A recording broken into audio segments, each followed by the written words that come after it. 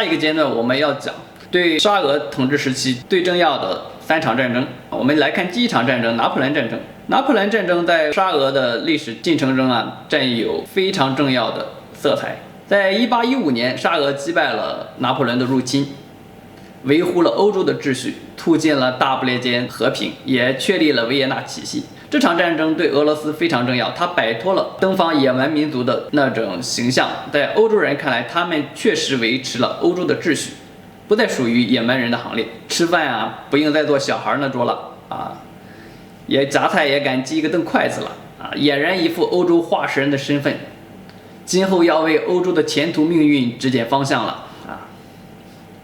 顺带着，他也顺走了波兰还有芬兰的大部分领土。这个时期，欧洲工业革命正在如火如荼的开展，这些新的技术、新的生产力都给俄罗斯社会带来了很大的冲击。在1851年第一条铁路连接莫斯科和圣彼得堡的铁路正式建成。这个时候，在位的沙皇是尼古拉一世，他对技术和工业化都抱有很复杂的情绪。一方面，他想了解科技和生产效率所带来的技术进步。另一方面，又怕工人在城市集结，通过铁路的流动性带来政权的威胁，而教育的变革也会对君王专制的思想带来反对意见。这种心态我们是不是很熟悉？像极了当年北京城里的老佛爷，既要又要，最终选择了用马拉火车来维持他的统治，既要学洋人的技术保住轮椅，又不想让人民觉醒，学会抬头看天他要的只是对专制皇权低头匍匐的牛马，而不是渐渐觉醒的人民。随着拿破仑战争充当话事人角色的余威尚在，沙俄决定对西亚病夫奥斯曼帝国下手。俄罗斯帝国长期对奥斯曼的领土，尤其是巴尔干半岛和黑海地区表现出浓厚的兴趣这个兴趣一直存在，也持续了几个世纪。俄罗斯希望控制更多的领土，确保对其南方的安全，并渴望在地中海和黑海沿岸拥有自己的势力范围。但是以英法当时的处境，怎么能容忍沙俄独吞这么大一块蛋糕呢？接下来是1853年的爆发的克里米亚战争，又将沙俄赶回到小孩那桌。在这一场战争当中这算是真正意义上的一场现代化的战争。为什么呢？因为当时已经出现了战地记者这个角色，他们可以通过照片和新闻把战场最新的消息传导到世界各地。由于沙俄的军事和技术上的落后，同时奥斯曼帝国在英法支持下，沙俄得不到任何的便宜。最终亚历山大二世于1856年求和，沙俄可以保留克里米亚，但是在黑海沿岸的驻军是不被允许的。这个打仗没有捞到任何的好处，还碰了一鼻子灰那就做点小生意吧。在1867年，沙俄将这个阿拉斯加以760万美元的价格卖给了美国赚了一笔。这760万美金到现在来看买后悔药都是不够的。随着克里米亚的战败，俄罗斯政府意识到工业化改革已经迫在眉睫，沙俄版的洋务运动开始兴起。1856年废除农奴制，政府对基础设施的建设，特别是对铁路的投资不断增加。我们常说的要想富先修路在任何时期，基础设施的建设是你工业革命和经济发展一个必备的因素。还有引进外资，特别是英国和法国的投资，推动了重要的工业化的进程。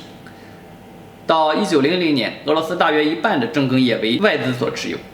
此时的俄罗斯是世界上第4大钢铁生产国和第2大石油生产国。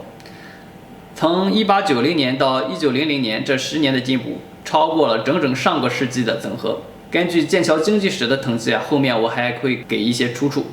不然怎么能叫硬核吹牛小能手了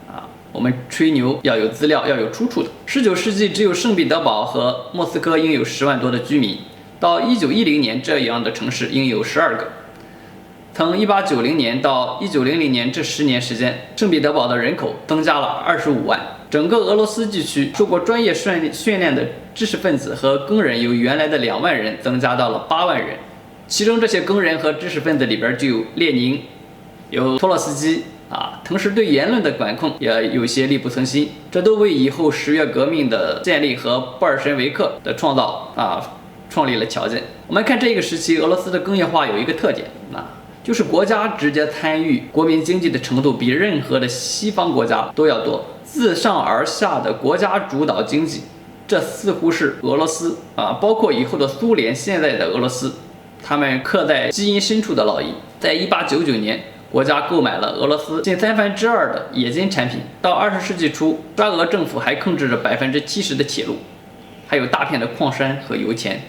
从1903年到1913年，国家的预算显示，政府从各种资产中获得了超过25%的收入。俄罗斯南部的产量也从1890年的1.83亿磅到1900年的6.7亿磅。显然，这是一个经济发展的黄金的时代。通过这个统计表格，我们可以看出来一战前的沙俄人均工业化确实取得了很大的进步，但与之相比的是，英美德这些老牌帝国主义的发展之间，他们还存在着巨大的差距。同时，日本的发展也不容忽视。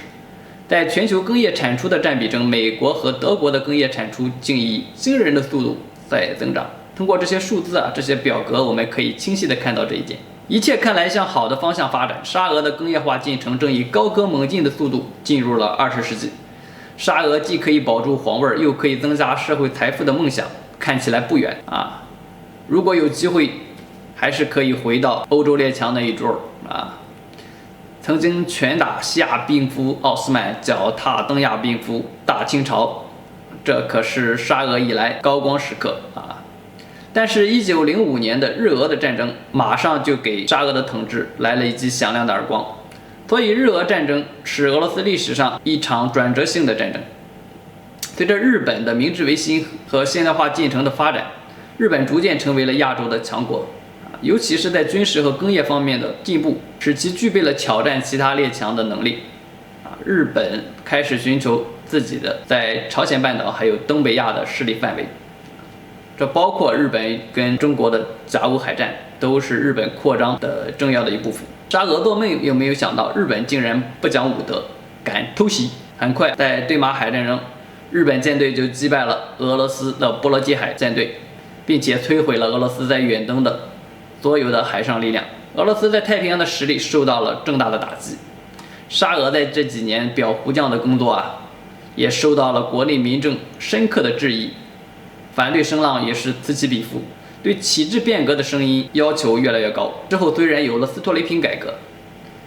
他试图通过一系列的改革来维持沙俄的统治。在农业上面，他批准农民拥有更多的土地，并且可以进行私有化的土地交易。在社会改革方面，他劝说沙皇尼古拉二世建立杜马也就是俄罗斯的帝国议会。同时呢，又通过高压维稳的手段来真正打击国内的革命派，来维持统治。但这一切我们知道都是徒劳的山雨欲来风满楼，大厦将倾，不是一个人的改革就能改变一个国家的命运，一个制度走向垃圾堆的命运最终斯图雷平被刺杀，这项改革呢以失败告终，并没有改变俄罗斯的经济结构，也未能阻止俄罗斯革命的爆发。最后后来的10月革命彻底推翻了沙俄的统治。接下来下一期我们要讲到我们的重头戏苏联的经济谢谢大家的收看。